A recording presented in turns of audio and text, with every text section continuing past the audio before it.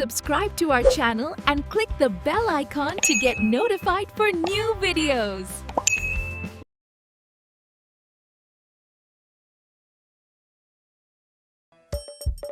হাসির রাজা জ্ঞানের রাজা রসিক রাজা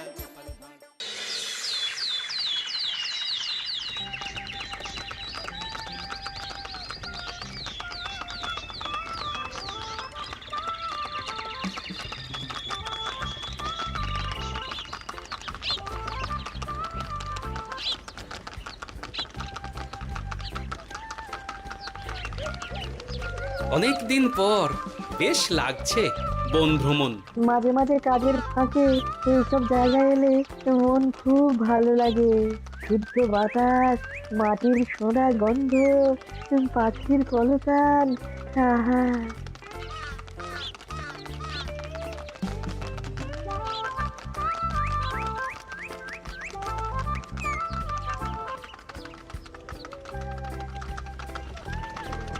মহারাজের রথ থামছে। আমরা এইখানে বসে আজ রাজকার্য পরিচালনা করব। মন্ত্রী, তুমি ঝটপট এখানে বসার বন্দোবস্ত করে দাও। আমি এক্ষুনি ব্যবস্থা করে দিচ্ছি মহারাজ। এই এখানেই আমাদের বসার জন্য ছাউনি করে দাও। এক্ষুনি করে দিচ্ছি মন্ত্রী মশাই। এরা বসার জায়গাটা করে দিক, ততক্ষণ আমরা একটু হেঁটে আসি।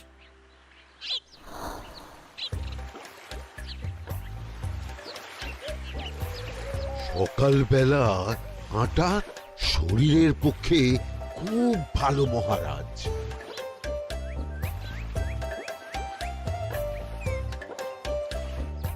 আগেকার দিনে রাজা মহারাজরা এই সব বনে মৃগয়া করতে আসতেন। মৃগয়া একদম ভালো নয় মন্ত্রী। তুমি জঙ্গলে আসছো অন্য প্রাণীদের মারতে।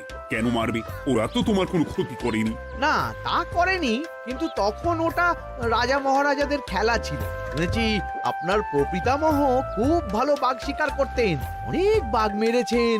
মন্ত্রী, তুমি একটা কথা হয়তো জানো না। আমার প্রপিতামহ শিকার করতেন, কিন্তু কোনো স্বাভাবিক জানোয়ারকে নয়, যে বাঘ মানুষ খেকো হয়ে প্রজাদের ক্ষতি করত। আমার প্রপিতামহ সেই সমস্ত বাঘদেরই মারতেন। এছাড়া উনি বন্য প্রাণী সংরক্ষণ করতে বড়ই ভালোবাসতেন।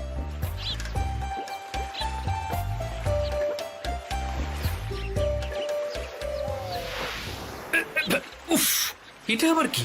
এই এটা আবার কোথা থেকে উড়ে এলো? কোথাও তো ঝড় হাওয়া কিছুই নেই।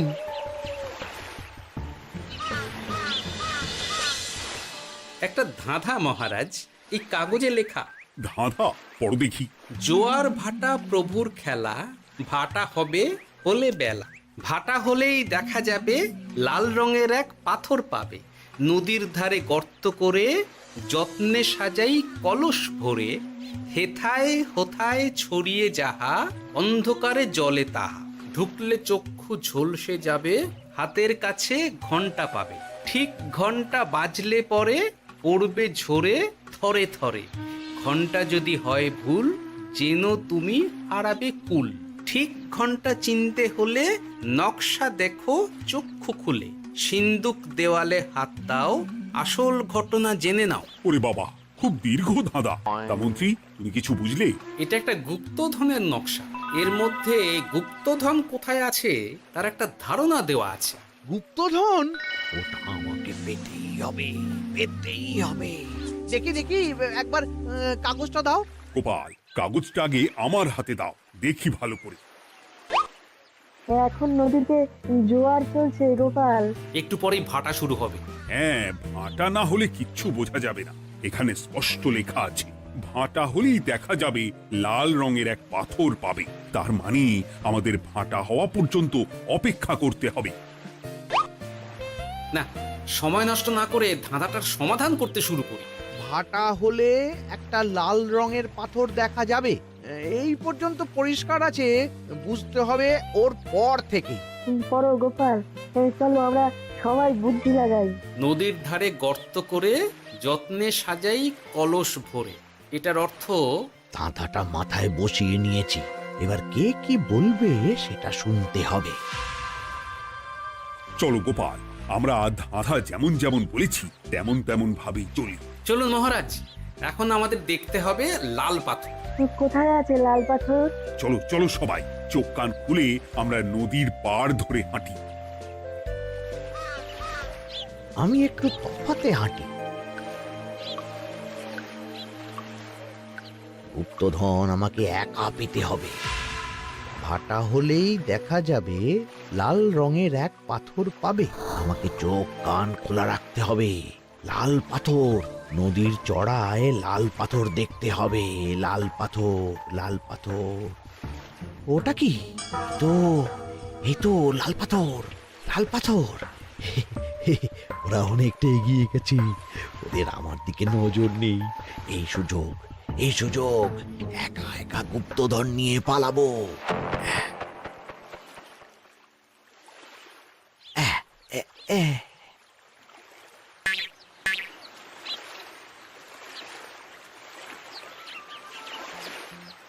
কি গো, আমরা তো হেঁটেই চলেছি, লাল পাথর তো কই দেখতে পাচ্ছি না। আরেকটু হাঁটতে হবে মহারাজ, গুপ্তধন বলে কথা, ওকে আর সহজে ধরা দেয়? সেটা অবশ্য সঠিক কথা। আচ্ছা, আমরা সবাই তো আসছি হেঁটে হেঁটে, মন্ত্রী মশাই গেলেন কোথায়? ও কি যে ঘটে! সত্যি তো, মন্ত্রী কোথায়? ও সেনাপতি, মন্ত্রীকে দেখেছো? কই, না তো মহারাজ। তাহলে কোথায় গেলেন মন্ত্রী মশাই? এই জঙ্গলে বাঘ ভাল্লুক আছে, শেষে কিনা বাঘে নিল। হায় হায় হায়, মন্ত্রী গিন্নির কাছে আমি কি মুখ দেখাবো? হুম, বাঘ ভাল্লুকের পেটে যাবার লোক তো মন্ত্রী মশাই নন। ও গোপাল, কি ভাবছো? কিছু তো একটা বলো। এখন আমাদের মন্ত্রী মশাইকেই খুঁজতে হবে। তবে মন্ত্রী মশাই বাঘ ভাল্লুকের পেটে যায়নি। তুমি নিশ্চিত হচ্ছ কি করে? অত পেঁচালো মানুষকে বাঘ ভাল্লুক গন্ধ শুকেই ছেড়ে দেবে, হজম করতে পারবে না। না না না, এখন রসিকতা করার সময় নয়, আমাদের মন্ত্রীকে খুঁজে বার করতেই হবে। কোথায় গেল মন্ত্রী? চলো চলো, গুপ্তধন মাথায় থাক, চলো মন্ত্রীকে খুঁজি। আহ, মন্ত্রী কোথায় গেল কে জানে। একবার পুরো ধাঁধাটা ঝালিয়ে নি। ভাটা হলেই দেখা যাবে লাল রঙের এক পাথর পাবে। ভাটা হয়েছে, লাল রঙের পাথরের মাথায় চাপ দিয়ে গুহার মুখও খুলেছি।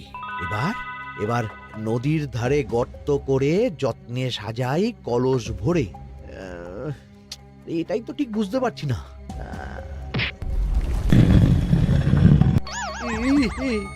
এই রে, এবার কি হবে?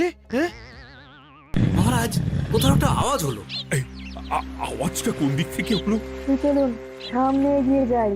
আমার মনে হয় আওয়াজটা সামনের দিক থেকে এলো। আমারও তাই মনে হলো।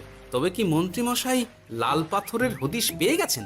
আমাদের চোখে পড়লো না, অথচ মন্ত্রী মশাইয়ের চোখে পড়ে গেল।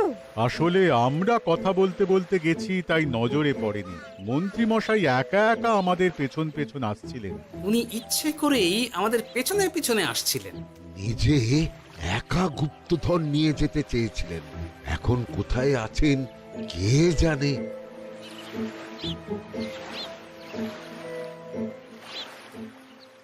এই অন্ধকারে কিছু দেখতে পাচ্ছি না তো। দাঁতাতে কি ছিল? হ্যাঁ, কি ছিল? হেথায় হোথায় ছড়িয়ে যাহা, অন্ধকারে জলে তাহা, ঢুকলে চক্ষু ঝলসে যাবে, হাতের কাছে ঘন্টা পাবে। পেয়েছি পেয়েছি, ঘন্টা ঘন্টা ঘন্টাটা পেতে হবে। ঘন্টাটা ঘন্টাটা ঘন্টা। ভাটা হলেই দেখা যাবে লাল রঙের এক পাথর পাবে। নদীর ধারে গর্ত করে যত্নে সাজাই কলস ভরে, হেথায় হোথায় ছড়িয়ে যাহা, অন্ধকারে জলে তাহা, ঢুকলে চক্ষু ঝলসে যাবে, হাতের কাছে ঘন্টা পাবে। ঠিক ঘন্টা বাজলে পরে পড়বে ঝরে থরে থরে, ঘন্টা যদি হয় ভুল যেন তুমি হারাবে কুল। ঠিক ঘন্টা চিনতে হলে নকশা দেখো চক্ষু খুলে, সিন্দুক দেওয়ালে হাত দাও, আসল ঘটনা জেনে না। এবারে ভালো করে ঠান্ডা মাথায় ভাবতে হবে। ভাটা হলেই দেখা যাবে লাল রঙের এক পাথর পাবে। সেই লাল পাথরটাই তো খুঁজে পাওয়া যাচ্ছে না, অথচ মন্ত্রী মশাই খুঁজে পেলেন। আওয়াজটা কোথা থেকে আসছিল? এই কাছে পিঠে এই কোথা থেকে আওয়াজটা আসছিল।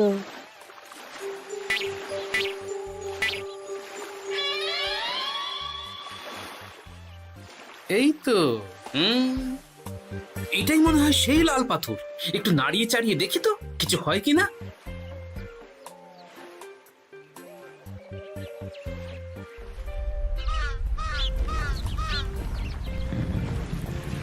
এই তো কাজ হয়েছে। এই তো সুড়ঙ্গ। আপনারা নিচে নামুন। আপনারা কি দেখছেন সেটা বলবেন মহারাজ। সবাই যদি নেমে যাই, যদি কোনো কারণে সুড়ঙ্গের মুখ বন্ধ হয়ে যায়, তাহলে আর আমরা বাইরে বেরোতে পারবো না মহারাজ। গোপাল ঠিকই বলেছে, আমরা দুজন বাইরে থাকি।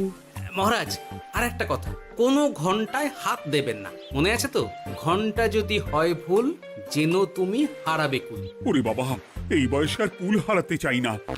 ঠিক আছে, তোমার কথাই অক্ষরে অক্ষরে পালন করব।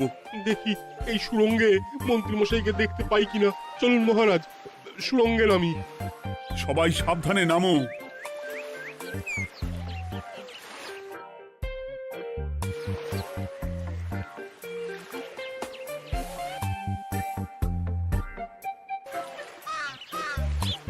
মহারাজ, ওখানে কি কি দেখতে পাচ্ছেন? ওখানে কি মন্ত্রী মশাই আছেন? না গোপাল, মন্ত্রীকে এখনো দেখতে পাইনি। শুধু আমি এখানে অজস্র পাথর দেখতে পাচ্ছি। পাথরে পাথরে ছয় লাভ, ছোট বড় অজস্র। পাথরগুলো বড় অদ্ভুত, কিরকম কিরকম মানুষ মানুষ করুন। লম্বা বেটে হরেক রকম। মানুষ মানুষ গরম, সেটা কি রকম? আর কিছু? কোনো কলসি কি দেখতে পাচ্ছেন? কলসি তো দেখতে পাচ্ছি না। মহারাজ, কলসি থাকতেই হবে, কারণ ধাঁধায় লেখা আছে নদীর ধারে যত্ন করে যত্নে সাজাই কলস ভরে। গর্তটা আসলে হলো সুড়ঙ্গ, কিন্তু কলস। মহারাজ, মহারাজ, এইদিকে এইদিকে একটা কলসের মতো কি যেন আছে। এইদিকে আসুন, এদিকে এদিকে। হ্যাঁ গোপাল, দেখতে পেয়েছি। এবার আমি যেরকম যেরকম বলবো সেই রকম সেরকমই করবেন। আমি বিজ্ঞানীকে নদী থেকে জল তুলে পাঠিয়ে দিচ্ছি। পাত্র কোথায় পাবে? আমাদের জল খাবার যে পাত্র আছে সেটা আনতে লোক পাঠাচ্ছি। ঠিক আছে। শুধু একটা কথা বলছি, আপনারা কেউই সুড়ঙ্গের ভেতরে কোনো কিছুতে হাত দেবেন না। কেন গোপাল? সব পরে বলবো, এখন আমি যা বলছি সেটা শুধু মনে রাখুন। সুড়ঙ্গের ভেতরে কিছুতে হাত দেবেন না। ঠিক আছে। প্রহরী, তুমি যাও, যেখানে আমাদের বসবার আয়োজন করা হয়েছে সেখানে গিয়ে একটা জলের পাত্র নিয়ে নদী থেকে জল ভরে নিয়ে এসো। গোপাল, মন্ত্রীমশাই কোথায় গায়েব হয়ে গেলেন? কোথাও গায়েব হয়ে যাননি বিজ্ঞানী, কোথাও গায়েব হয়ে যাননি উনি। উনি ওই সুড়ঙ্গের ভেতরেই আছেন। কিন্তু কেউ তো ওনাকে দেখতে পাননি।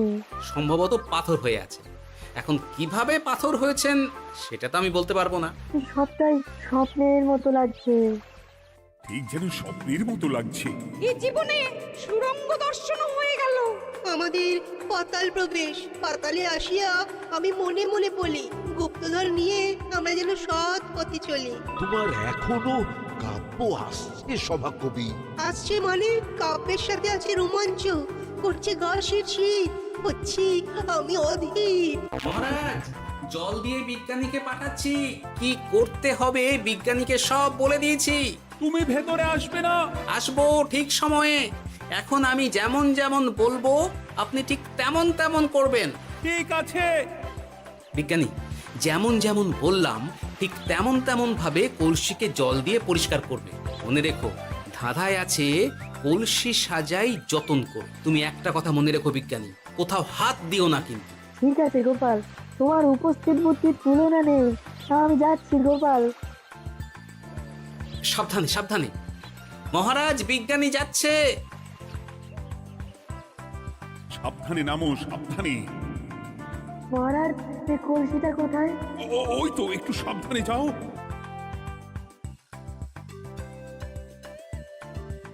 বিজ্ঞানী, কলসির দেখা পেয়েছো? পেয়েছি পেয়েছি পেয়েছি। এবারে কলসিটাকে ভালো করে জল দিয়ে ধুয়ে দাও। কলসির আলোয় সুড়ঙ্গ আলোকিত গোপাল। এরপর কি? ভালো করে দেখুন মহারাজ, কোথাও ঘন্টা দেখতে পাচ্ছেন কিনা। ঘন্টা? একটা তো নয়, সার সার ঘন্টা, অনেকগুলো ঘন্টা। সাবধান, ঘন্টায় হাত দেবেন না, শুধু দেখুন।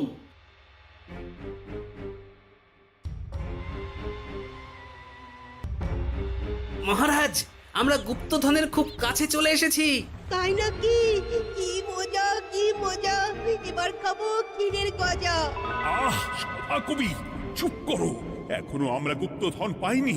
আমার মুখে দাঁড়িয়ে সবগুলো তারা আঁকা। বিজ্ঞানী, কোন ঘন্টায় চাঁদের নকশা করা আছে কি? একটু দেখে বলো না। আমি আতস কাজ নিয়েই দেখছি, সব ঘন্টাতেই তারা আঁকা। খবরদার, কোনো ঘন্টাকেই ছোঁবে না। ঠিক আছে, কোনো কিছু না ছুঁয়ে আমি দেখছি। পেয়েছি গোপাল, চাঁদ আঁকার ঘন্টা পেয়েছি। ওই ঘন্টাটা বাজাও, বাজাও।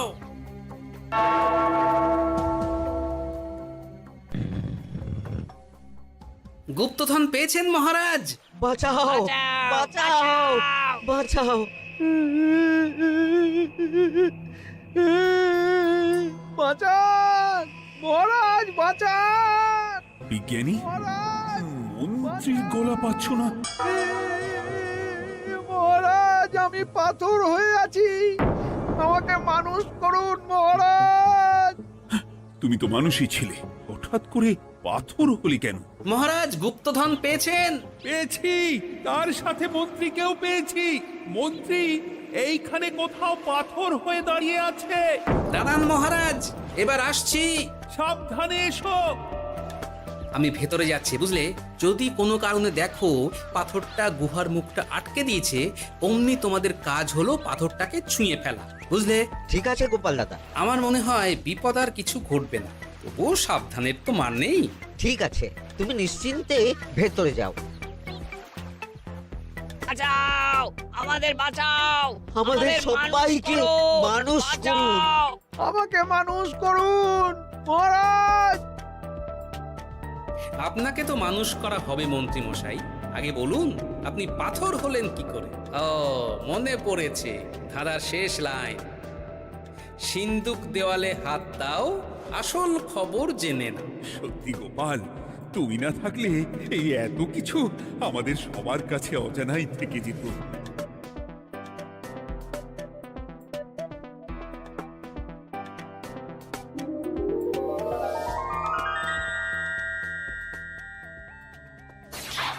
ধন্যবাদ আমাকে মুক্ত করার জন্য। আপনি কে? আমি যক্ষ। আমাকে এই ধন সম্পত্তি পাহারা দেওয়ার জন্য এক ডাকাত দলের সর্দার যক্ষ করে রেখেছিল। আমি 100 বছর ধরে এইখানে যক্ষ হয়ে আছি। আমি তোমার জন্য মুক্ত হলাম গোপাল। এই সম্পত্তি তোমার গোপাল। সম্পত্তি নিয়ে আমি কি করব? আমি এই সব সম্পত্তি মহারাজকে দান করলাম, রাজ্যের অনেক কাজ হবে। তুমি ধন্য গোপাল, তুমি ধন্য। এবার আমার যাবার সময় এসেছে, আমাকে যেতে হবে। যাবার আগে এই পাথরগুলোকে মানুষ করে যান। এরা সব লোভী। আমি আমার সীমিত ক্ষমতায় এই গুপ্তধনের ধাঁধাকে এখানে যারাই ভ্রমণ করতে আসে তাদের হাতে তুলে দিই, কিন্তু কেউ এই ধাঁধার সমাধান করতে পারে না। সবার মনে লোভ কাজ করে, এই লোভ এদেরকে পাথর করে রেখেছে। পাথর হলো কি করে? একটা মানুষ এসে বুক ভরা লোভ নিয়ে আধা পুরো না জেনে পাথরে হাত দিলেই সে পাথর হয়ে যাবে। আমাদের আমাদের ভুল হয়েছে, আর লোভ করব না, আমাদের বাঁচাও। আমাকে মুক্ত করে দিন, আমার খুব ভুল হয়েছে মহারাজ, মুক্ত করে দিন আমায়।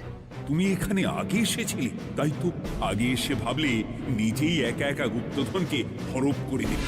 এদিকে তোমাকে না দেখতে পেয়ে আমাদের কত চিন্তা হচ্ছিল। যারা লোভী তারা কারো কথা ভাবে না, শুধু নিজের কথা ভাবে। আমাকে আর একটা সুযোগ দিন, আমি আর লোভ করব না মহারাজ। তোমার কথার কোনো দামই নেই। না মহারাজ, আমাকে আর একটা সুযোগ দিয়ে দেখুন, আমি আর লোভ করব না, আমাকে মানুষ করুন মহারাজ।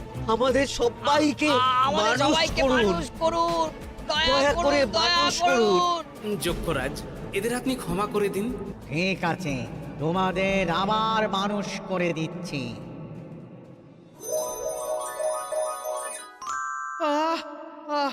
বাঁচলাম বাঁচলাম। এই রকম বারবার বাঁচা যাবে না কিন্তু। এবার সাপ ব্যাং যাই হবে না কেন ওইভাবেই থাকতে হবে, এই আমি বলে দিলাম। এবার আমার মুক্তি। মুক্তি নেবার আগে আরেকটা প্রশ্ন, যে ডাকাত সর্দার তার সম্পত্তিকে রাখার জন্য আপনাকে যক্ষ বানিয়েছিল, এ সম্পত্তি তো তাদের, আমরা তো নিতে পারি না। লোভ বড় খারাপ গোপাল, অতিরিক্ত লোভ মানুষকে পশু করে দেয়। ওই ডাকাত দল এই সম্পত্তির জন্যে সবাই কাটাকাটি করে মরে গেছে, কেউ আর বেঁচে নেই। সুতরাং এই সম্পত্তিতে তোমার অধিকার আছে, এই সম্পত্তি তুমি গ্রহণ করো। নিলাম আমি, কিন্তু এই সম্পত্তি মহারাজকে আমি দান করলাম। ডাকাত দল জনগণের সম্পদকে লুঠেই তো সম্পত্তি বানিয়েছে, তাই আমি জনগণের কাজে লাগবার জন্যই এই সম্পত্তি মহারাজকে দিলাম। গোপাল, তোমার জয় হোক। এবার তাহলে আমি যাই, তোমরা সবাই সুখে থেকো আর ভালো থেকো। গোপাল, তোমার তুলনা হয় না। তোমার ঋণ আমি কোনোদিন শোধ করতে পারবো না। তুমি কৃষ্ণনগরের জন্য যা করলে তা ইতিহাসে লেখা থাকবে। না মহারাজ, আমি এমন কিছু করিনি, এই কাজ সবাই করবে। জয় গোপালের জয়, জয় গোপালের জয়, জয় কৃষ্ণনগরের জয়।